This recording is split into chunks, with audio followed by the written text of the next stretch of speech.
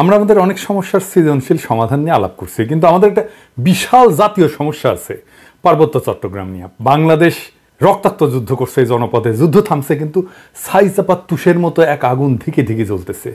পাহাড় আর সমতলের জনগোষ্ঠীর মধ্যে সন্দেহ আর অবিশ্বাসের বাতাস লঘু হইয়া যায় নাই। আমি মাঝে মাঝে ভাবি, যারা রাষ্ট্র চালায় তারা কি আদৌ সমস্যাগুলো নিয়ে ভাবেন? কিভাবে এটা সমাধান করা যায় এটা নিয়ে ভাবেন? ভাবলে, আন্তরিকভাবে চেষ্টা করলে তো এই সমস্যা একেবারে দূর না হোক, অনেকটা তো সহনীয় করে ফেলা যায়। রাষ্ট্র সবসময় অপদার্থরা চালায়, তাই কখনো আমরা ভাবতেই পারি না সমস্যাকে দূর করতে হলে কি কি কাজ করতে হবে, কিভাবে সৃজনশীলভাবে সমস্যার সমাধান করতে হবে। আজ আমি পার্বত্য চট্টগ্রাম ইস্যু নিয়ে আলাপ করব। আমার আলাপে সব সমস্যার সমাধান থাকবে না, তবে অন্তত একটা বড় সমস্যার সমাধানের বিষয়ে আলাপ করব। আশা করি বাংলাদেশের আপামর জনসাধারণ, সমতল এবং পাহাড়ের জনগণ আমার এই আলাপটাকে গ্রহণ করবেন। আসেন আল্লাহর নামে শুরু করি। এখন আলাপ হইতেছে আদিবাসী না উপজাতি এই বিষয় নিয়ে। আমি এই আলাপে এখনই ঢুকবো না, একটু টাচ করব আমার এপিসোডের একদম শেষ দিকে। আমার মতে সমস্যার মূলটা এই জায়গায় না, মূলটা মূলত দুইটা জায়গায়, একটা স্থানীয় আর একটা আন্তর্জাতিক। আন্তর্জাতিক বিষয়টা আমি প্রথমে আলোচনা করব, কারণ পার্বত্য চট্টগ্রাম নিয়ে আলাপ করার সময় সেই আন্তর্জাতিক প্রবলেমটা, সমস্যাটা, যেখানে ভারত একটা গুরুত্বপূর্ণ ফ্যাক্টর, সেটারে মাথায় রাখলে আমাদের বিষয়টা বুঝতে সুবিধা হবে এবং সমাধানের পথটা ভাবতেও সুবিধা হবে। আসেন এই দুইটা বিষয় কি কি। ভারত মনে করতো যে পার্বত্য চট্টগ্রামের নাগা এবং মিজো বিদ্রোহীরা লুকায় আছে এবং তাদেরকে পাকিস্তানের গোয়েন্দা সংস্থা আইএসআই সাহায্য করে। তো এইটার পাল্টা কর্মসূচি নেয় ইন্ডিয়া, যে পূর্ব পাকিস্তানকে দেশটার রাজনৈতিক মূল অংশ থেকে বিচ্ছিন্ন করবে। তো ভারত এইটার উল্টা কর্মসূচি নেয় যে পূর্ব পাকিস্তানকে পশ্চিম পাকিস্তানকে বিচ্ছিন্ন করবে এবং এই কর্মসূচি নিয়ে আগায় যেতে থাকে। এবং এইটা নিয়ে আগায় যাওয়ার জন্য তাদের গোয়েন্দা মানে রকে সবুজ সংকেত দেয় ভারতীয় নীতি নির্ধারকেরা। অনেক পরে ভারতের গোয়েন্দা সংস্থা তার কর্মকর্তা বি রমন এই সম্পর্কে বলছেন যে এই যে পূর্ব পাকিস্তান থেকে ভারতের উত্তর পূর্বাঞ্চলে আইএসআই চালানো কার্যক্রমের অবসান ঘটাইতে ইন্দিরা গান্ধী পূর্ব পাকিস্তানের বাংলাভাষীদেরকে পাকিস্তান থেকে বিচ্ছিন্ন হওয়া এবং বাংলাদেশ নামে একটা পৃথক রাষ্ট্র প্রতিষ্ঠার ব্যাপারে সহায়তা করতে হবে এই সিদ্ধান্ত নেয়। এটা বি রমনের বইয়ে লেখা আছে। তো ভারতীয় তরফ থেকে বাংলাদেশের মুক্তিযুদ্ধে সংশ্লিষ্টতার একটা বড় উপাদান ছিল একটা বিশেষ বাহিনীকে পার্বত্য চট্টগ্রাম দিয়ে অপারেশনে পাঠানো। এই বিশেষ বাহিনীর নাম ছিল special frontier force. General Uban ছিল এই ফোর্সের প্রথম ইন্সপেক্টর জেনারেল। 1962 সালের শেষ দিকে এই ফোর্সটা গড়ে উঠছিল।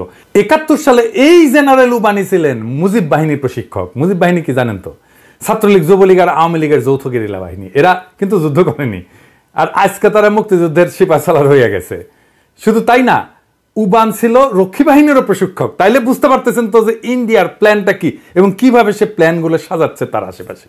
এবং পার্বত্য চট্টগ্রামে যখন 71-এর চূড়ান্ত অপারেশন হয়েছিল, তখন মুজিব বাহিনী না, স্পেশাল ফ্রন্টিয়ার ফোর্স নামে ওই আনকনভেনশনাল বাহিনীকেও ভারতীয়রা পার্বত্য চট্টগ্রাম দিয়ে বাংলাদেশে ঢুকায় দেয়।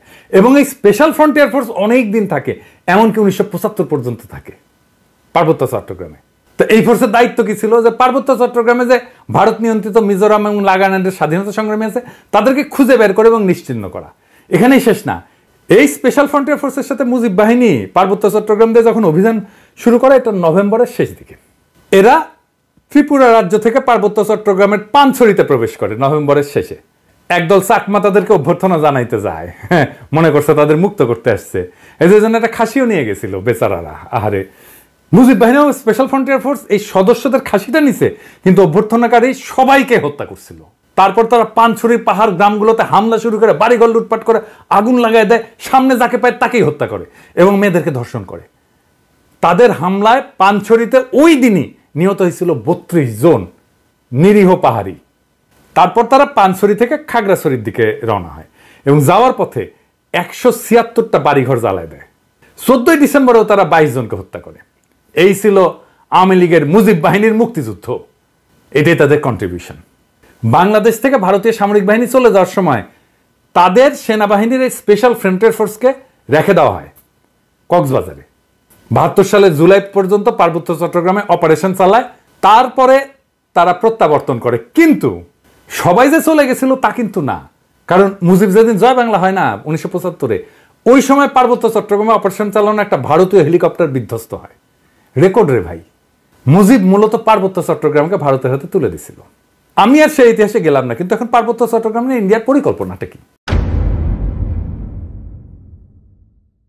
ইন্ডিয়ার একটা দুর্বল জায়গা আছে চিকেন নেক, তাই না? আপনারা জানেন, যেটা দখল নিতে পারলে সেভেন সিস্টার জয় বাংলা হয়ে যাবে, আলাদা হয়ে যাবে। ইন্ডিয়া সেটা নিয়ে সবসময় একটা প্যারার মধ্যে থাকে। আমাদেরও একটা উইক জায়গা আছে, সেটা হইতেছে ফেনী, যা আমাদের বাংলাদেশ মূল ভূখণ্ডের সাথে পার্বত্য চট্টগ্রামকে যুক্ত করছে। ওই জায়গা দিয়া পার্বত্য চট্টগ্রামকে যদি আলাদা করে দিতে পারে ইন্ডিয়া, তাইলে চিকেন নেক নিয়ে তার না ভাবলেও চলবে, মুফতে একটা সমুদ্র বন্দর পাওয়া যাবে। তাই সে পার্বত্য চট্টগ্রামের সবসময় বিচ্ছিন্নতাবাদীদেরকে অকাতরে সাপোর্ট দেয়, শান্তি বাহিনীকে সাপোর্ট দিচ্ছে, কুকিজিনদের সাপোর্ট দেয়। তারা জানে পার্বত্য চট্টগ্রাম যদি বিচ্ছিন্ন হয়ে আলাদা রাষ্ট্র হয়ও, তাইলে এই ল্যান্ড লক একটা অতি অল্প জনগোষ্ঠীর ভূখণ্ডের ইন্ডিয়ার উপরে সর্বাংশে নির্ভর করা ছাড়া আর উপায় নাই। আর ওই অংশটা ইন্ডিয়া খাইয়া ফেলতে কোনো সমস্যা হবে না তখন। তবে আমরা এই সমস্যার কথা কম বেশি সবাই জানি, যে দ্বিতীয় যে সমস্যা, যেটার কথা আমরা একেবারেই জানি না, আলাপ করি না, সেই সমস্যাটা কি? আসেন সেটা নিয়ে আলাপ করি। এটা খুবই জটিল এবং কম আলোচিত সমস্যা। এই প্রসঙ্গে আমি আর একটা আলোচনা করে নিই, আপনাদের বুঝতে সুবিধা হবে। হংকং আর চায়না মেনল্যান্ড, এই দুইটা ভূখণ্ড কিন্তু একই দেশের হইলে সিস্টেম আলাদা, অর্থনৈতিক সিস্টেম আলাদা। হংকং অশান্ত না? আপনি একই দেশের দুইটা সিস্টেম করলে সেটা অশান্তির একটা বীজ হয়ে থাকে, যদি খুব ভালোভাবে ম্যানেজ করা না যায়। কারণ দেশ বা রাষ্ট্র একটা শরীরের মতো, এটার একটা রাজনৈতিক অর্থনৈতিক সংহতির দরকার পড়ে। ইকোনমিক সিস্টেম আলাদা হইলে রাজনৈতিক সংহতি রক্ষা করা দূর হয়ে যায়। কেন? মার্কস বলছেন যে রাজনীতি হচ্ছে অর্থনীতির একটা ঘনীভূত রূপ। অর্থনীতি যেমন, সেটাই রাজনীতি হইয়া দেখা দেয়। কথাটা খুবই সত্য কথা। একটা দেশের ইকোনমি যেমন, তার রাজনীতিটাও তেমন। এটা নিয়ে পরে আবার বিস্তারিত আলাপ করা যেতে পারে, কিন্তু আপাতত আজকাল আলাপের জন্য এইটুকু জানলেই চলবে। পার্বত্য চট্টগ্রামের ইকোনমি কি আলাদা? হ্যাঁ, আলাদা। ওদের ইকোনমি ভূমি নির্ভর। ওদের বর্তমান ভূমির মালিকানা ব্যবস্থা খুবই জটিল এবং বহুমুখী একটা কাঠামোর উপর প্রতিষ্ঠিত, যা ঐতিহাসিক, সামাজিক, সাংস্কৃতিক এবং প্রশাসনিক অনেকগুলো কারণের মিশ্রণ। তিনটা স্তরে এদের ভূমি ব্যবস্থাপনা। এক নাম্বার, ঐতিহ্যবাহী ভূমি মালিকানা ব্যবস্থা। এটাই সবচেয়ে বড় ভূমি ব্যবস্থাপনা। আনুমানিক 50 থেকে 60% ভূমি এই ঐতিহ্যবাহী ব্যবস্থাপনার আওতায় পড়ে। কেমন সেটা? এইটা গোষ্ঠীভিত্তিক মালিকানা, কোনো ব্যক্তি মালিকানায় না। পার্বত্য অঞ্চলের প্রধান জনগোষ্ঠী যেমন চাকমা, মারমা, ত্রিপুরা এবং অন্যান্য গোষ্ঠীগুলা তাদের নিজস্ব ঐতিহ্যবাহী ভূমি ব্যবস্থাপনা পদ্ধতি অনুসরণ করে। এই ব্যবস্থায় জমির মালিকানা সাধারণত পরিবার বা গোষ্ঠীর মধ্যে থাকে। এটা একটা মৌখিক ঐতিহ্য, লেখাপড়া কিন্তু নাই, কোনো দলিল নাই। জমি ভোগ, দখল এবং ব্যবহার করার অধিকার আছে, কিন্তু সেটা আইনগতভাবে নথিভুক্ত না। জুম চাষ হয় না পাহাড়ে, এই জুম চাষের জন্য যে ভূমি, সেইটা কিন্তু এই ঐতিহ্যবাহী কৃষি পদ্ধতি এবং এই ভূমি মালিকানায়। এখানে জমি ব্যক্তিগত মালিকানা না, বরং গোষ্ঠীগত মালিকানায় পরিচালিত হয়। 2 নাম্বার মালিকানা হচ্ছে সরকারি ভূমি মালিকানা। সরকার যেটাকে রিজার্ভ বন ঘোষণা করছে, এটা সরকারের মালিকানা। পার্বত্য চট্টগ্রামের একটা বড় অংশ আমরা জানি যে রিজার্ভ ফরেস্ট বা সংরক্ষিত বন হিসাবে ঘোষিত। এই ভূমি বন বিভাগ দিয়ে নিয়ন্ত্রিত এবং চাষাবাদ এবং বসতি স্থাপন এখানে নিষিদ্ধ। তবে আপনারা জানেন যে পার্বত্য চট্টগ্রামের অধিবাসীরা ঐতিহাসিকভাবে বনের মধ্যে চাষাবাদ করে এবং বসতি স্থাপন করে। তো সরকার যদি নিষিদ্ধ করে দেয়, তাহলে তাদের ঐতিহাসিকভাবে চাষাবাদের পদ্ধতি ছিল, সেটা নষ্ট হয়ে যায় না? এটা মাথার মধ্যে নাই ওদের। কিন্তু এটা একেবারে বন্ধ হয়নি। এই সংরক্ষিত বন এলাকায় অনেক বসতি আছে জনগণের এবং ঐতিহ্যগতভাবে এই ভূমি তারা ব্যবহার করে। এইটাও একটা ভূমি বিরোধের অন্যতম কারণ। 3 নম্বর হচ্ছে সরকারি প্রকল্প। কাপ্তাই হ্রদ বাঁধ প্রকল্পের জন্য ব্যাপক ভূমি অধিগ্রহণ করা হয়েছিল, যা স্থানীয় জনগণের ভূমি হারানোর অন্যতম কারণ হয়ে দাঁড়িয়েছে। আমরা এই প্রসঙ্গে সমাধান পর্বে আলাপ করব। আনুমানিক 25 থেকে 30% ভূমি সংরক্ষিত বনাঞ্চলের অধীনে রয়েছে। আর আইনগতভাবে নথিভুক্ত মালিকানা, যেটা আমরা সমতলে দেখি আর কি, জমি রেজিস্ট্রি, দলিল, এটা দেখি না, এইটা পর্সা টর্সা এগুলো দেখি না, পাকা দলিল। কিছু কিছু এলাকায় ব্যক্তি বা গোষ্ঠী তাদের জমির দলিল নথিভুক্ত করে ফেলছে, তবে এটা খুবই সীমিত এবং এইটা সবসময় সমস্যাযুক্ত। কারণ অনেক জমির মালিকানার বিষয়ে সরকারি রেকর্ড, স্থানীয় ঐতিহ্যবাহী নিয়মের মধ্যে তো সংঘাত আছে, তাই না? এইটা ধরেন 10%-এর মতো। এই ভূমি ব্যবস্থাপনার মূল সমস্যাটা কি? সমস্যা হচ্ছে যে পার্বত্য জনগোষ্ঠী তাদের এই ঐতিহ্যগত নিয়মে জমি ভোগ দখল করলেও সরকারি আইনে তো স্বীকৃত না এটা। তারপর ধরেন উন্নয়ন প্রকল্প, যেমন কাপ্তাই জল বিদ্যুৎ কেন্দ্র এবং সমতলে অনেক মানুষ আসছে পার্বত্য অঞ্চলে, ফলে স্থানীয় জনগণের জমি হারানোর ঘটনা ঘটছে। আবার আরেকটা জিনিস বললাম যে রিজার্ভ সংরক্ষিত বন এবং কৃষি জমি নিয়ে যে সংঘাত, ওইখানে তারা বসতি স্থাপন করে, ওখানে কৃষি কাজ করে। সমতলের অনেকে বলে যে আমরা কেন পার্বত্য চট্টগ্রামে গিয়ে জমি কিনতে পারবো না, ওরা তো এসে সমতলে জমি কিনতে পারে। সমস্যা বুঝছেন তো? আপনি কার কাছ থেকে জমি কিনবেন? দলিলই তো নাই। দলিল তো মুখে মুখে, মালিকানা তো ব্যক্তির না রে ভাই, মালিকানা সামাজিক, এবং প্রায় 60% জমির মালিকানা এরকম। তো এই বাস্তবতাটা তো বুঝতে হবে। দেখেন এই সমস্যার সমাধান কি? ওয়ান কান্ট্রি টু সিস্টেম ব্যবস্থা আমাদের চালাইতে হবে ততদিন পর্যন্ত যতদিন না ব্যাপক সংখ্যাগরিষ্ঠ পাহাড়িরা এই সিস্টেম বদলানোর জন্য দাবি না করে। আমরা এই ব্যবস্থার জন্য হংকং এর অভিজ্ঞতা, স্কটল্যান্ড, উত্তর আয়ারল্যান্ডের অভিজ্ঞতা কাজে লাগাতে পারি। এইটা করে ঐতিহ্যবাহী ভূমি ব্যবস্থাকে আইনি স্বীকৃতি দিতে পারি এবং পুরো পার্বত্য চট্টগ্রামকে আমরা গ্রিন ইকোনমির আওতায় আনতে পারি। তাহলে আমাদের এই ওয়ান কান্ট্রি টু সিস্টেমটা ভালোভাবে বাস্তবায়ন করা যাবে। অর্থনৈতিক উন্নয়ন আর স্বাতন্ত্র্য 2 লক্ষ্যই অর্জিত হবে। পার্বত্য চট্টগ্রামে ব্যাপক অর্থনৈতিক উন্নয়ন করলে, পাহাড়িদের আয় আর জীবনযাত্রার মান বাড়াইলে বেশিরভাগ সমস্যার সমাধান হয়ে যাবে। আসেন এই গ্রিন ইকোনমিটা কি আর কিভাবে এটা ইমপ্লিমেন্ট করা যায় সেটা দেখি, বাস্তবায়ন করা যায়। গ্রিন ইকোনমি হলে এমন একটা অর্থনৈতিক ব্যবস্থা যা পরিবেশকে রক্ষা করবে, টেকসই উন্নয়নকে প্রাধান্য দেবে এবং এইটাই প্রাকৃতিক সম্পদের সঠিক ব্যবস্থাপনা, পরিবেশ বান্ধব প্রযুক্তি ব্যবহার এবং সবুজ কর্মসংস্থান তৈরির মাধ্যমে অর্থনৈতিক উন্নয়ন এবং পরিবেশ রক্ষার মধ্যে একটা ভারসাম্য আনবে। এবং আমরা পার্বত্য চট্টগ্রামকে যদি একটা সংরক্ষিত এলাকা বলে ঘোষণা দিয়ে গ্রিন ইকোনমির আওতায় নিয়ে আসি, তাহলে অনেকগুলো সুবিধা পাওয়া যাবে। স্বাতন্ত্র্য রক্ষা তো হবেই, পাশাপাশি অর্থনৈতিক উন্নয়ন সম্ভব হবে। সুবিধাগুলো এক এক করে আলোচনা করি। যেমন ধরেন, প্রাকৃতিক সম্পদের সংরক্ষণ করা যাবে। সংরক্ষিত এলাকায় অরণ্য, বন্যপ্রাণী এবং জীববৈচিত্র্য রক্ষার জন্য সঠিক ব্যবস্থাপনা গড়ে তোলা সম্ভব হবে এবং এর ফলে টেকসই একটা বন ব্যবস্থাপনা, যেটাকে সাস্টেনেবল বন ব্যবস্থাপনা বলা হয়, এবং পানি সংরক্ষণ, কার্বন নিঃসরণ হ্রাস করা যাবে এবং পরিবেশ বান্ধব কর্মসংস্থান তৈরি করা যাবে।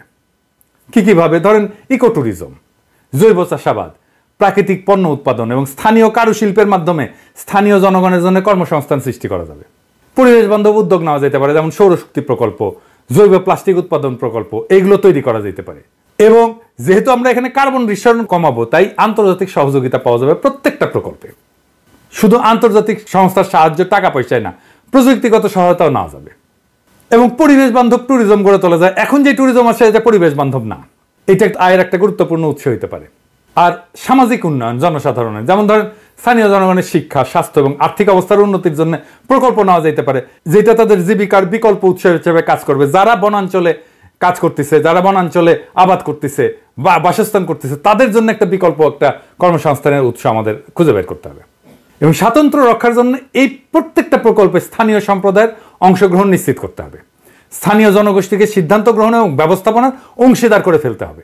তাদের ম্যানেজমেন্টে পার্টিসিপেশন ছাড়া আমরা কোনো কাজ করব না।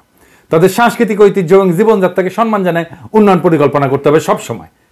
সংরক্ষিত এলাকাকে বিভিন্ন জোনে ভাগ করা যেতে পারে। যেমন ধরেন কোর জোন, যেটা সম্পূর্ণ সংরক্ষিত এলাকা, যেখানে মানুষের প্রবেশ সীমিত থাকবে। বাফার জোন, যে কিছু নিয়ন্ত্রিত কার্যক্রম, যেখানে ইকো ট্যুরিজমটা চালাবো। আমরা ইকো ট্যুরিজম সব জায়গায় চালাইতে দেবো না এবং এখানে গবেষণাও করব। এবং sustainable use zone, third zone, যেখানে পরিবেশ বান্ধব চাষাবাদ, কারুশিল্প এবং অন্যান্য কার্যক্রম পরিচালনা করা যাবে। এবং একটা কঠোর আইন, পরিবেশ সুরক্ষা আইন লাগবে ওইখানে। সংরক্ষিত এলাকায় বৃক্ষ নিধন, শিকার এবং দূষণ কঠোরভাবে নিষিদ্ধ করতে হবে এবং আইন ভঙ্গ করলে দৃষ্টান্তমূলক শাস্তি ব্যবস্থা করতে হবে। এবং আমরা পুরো সিস্টেমটা ঠিক মতো চলতেছে কিনা এটার জন্য প্রযুক্তির ব্যবহার করব, ড্রোন লাগাবো, স্যাটেলাইট ইমেজ ব্যবহার করব, যে সংরক্ষিত এলাকায় সার্বক্ষণিক আমরা নজরদারি করব যে কেউ আমাদের এই পরিবেশের ক্ষতি করতেছে কিনা। এবং এই অঞ্চলে আমাদের একটা গবেষণা এবং ডকুমেন্টেশনের একটা শক্তিশালী সিস্টেম রাখতে হবে, যে সংরক্ষিত এলাকায় জীববৈচিত্র্য, সম্পদ এবং পরিবেশগত অবস্থা নিয়মিত এটা ঠিক থাকতেছে কিনা, এটা নিয়মিত গবেষণার মাধ্যমে পর্যবেক্ষণ করা হবে। আর আসেন কাপ্তাই লেক এলাকা। এই যে কাপ্তাই লেকটা করা হয়েছে, জানেন এখানে কত মেগাওয়াট বিদ্যুৎ হয়? 230 মেগাওয়াট মাত্র। এটা গোটা বাংলাদেশের চাহিদার মাত্র 5%। এই যে 5% বিদ্যুৎ, তার জন্য কত বড় সমস্যা আমরা তৈরি করছি। আমরা যদি ঘোড়াশাল বিদ্যুৎ কেন্দ্রের কথা চিন্তা করি, ঘোড়াশাল বিদ্যুৎ কেন্দ্র 950 মেগাওয়াট বিদ্যুৎ উৎপাদন করে, তার মানে 4 গুণ এই কাপ্তাই লেকের চাইতে। তাইলে আমি এটা আসলে রাখবো কেন? এই কাপ্তাই বাঁধ ভেঙে দিয়ে আমরা জমি উদ্ধার করলে কি সমস্যা? এটা ভেবে দেখতে হবে। এটা নিয়ে আমাদের সিরিয়াস চিন্তা করতে হবে যে আসলে আমরা কাপ্তাই বাঁধটা রাখবো কিনা। একটা দীর্ঘস্থায়ী প্রবলেমের সমস্যার সমাধান করছে। কাপ্তাই লেক থাকবে না, কাপ্তাই লেকের দরকার কি? আমাদের তো দরকার নাই। দৃষ্টিনন্দন কাপ্তাই লেকের তো দরকার নেই। আমার যদি জমি উদ্ধার হয় ওইখানে, এই 230 মেগাওয়াট বিদ্যুতের দাম কত? আর আমরা যদি এই জমিটাকে ব্যবহার করতে পারি, কাপ্তাই লেকের নিচে ডুবে যাওয়া জমিটা যদি উদ্ধার করতে পারি, তাহলে এই জমিতে আমরা কি পরিমাণে অর্থনৈতিক ব্যবস্থাপনা করতে পারবো, অর্থনৈতিক সুবিধা পাবো, অর্থনৈতিক লাভ করতে পারবো, এটা একটা স্টাডি হইতে পারে। আমি এটা ধারণাটা দিলাম। যদি মনে করেন যে স্টাডি করে যদি দেখা যায় যে ওইখানে অর্থনৈতিক সুবিধা যেটা সেটা অনেক অনেক বেশি এই কাপ্তাইয়ের 230 মেগাওয়াটের বিদ্যুতের চাইতে, তাহলে কাপ্তাই বাঁধ আমাদের রেখে লাভ কি? এটা ভেঙে দেওয়া যেতে পারে। আমার মনে হয় যে কাপ্তাই বাঁধ যদি ভেঙে দেওয়া যায় তাহলে আমাদের বেটার ইকোনমিক বেনিফিট আমাদের আসবে। এবার আসেন আদিবাসী ধারণা নিয়ে আমার চিন্তাটা বলি, কেন এইটা অদরকারি আলাপ, কেনই বা সমতলের মানুষ এই চিন্তাটা পছন্দ করে না। সমতলের মানুষ আদিবাসী ধারণা নিয়ে কি মত পোষণ করে সেটা বলার আগে বোমাং রাজা কি ধারণা পোষণ করে সেটা শুনি, আসেন শোনেন, ওনার কথাই শোনেন। আমার নাম অংশটু চৌধুরী। আপনারা বলেন আমরা actually we are not tribal, আমরা আদিবাসী নয়, আমরা ছিলাম বারমাতি। কারকারের সম্রাট মাংরাজগিরি, উনি বোমাং রাজাকে 1614 সালে গভর্নর অফ চিটাগং, টেকডম রাজা গভর্নর ছিল। Fifth man entered into Chittagong Hills, বর্ধমানে, বোমাঙ্গি কমলাপুর 1727 সালে। 283 বছর আগে আমরা এখানে যুক্তি।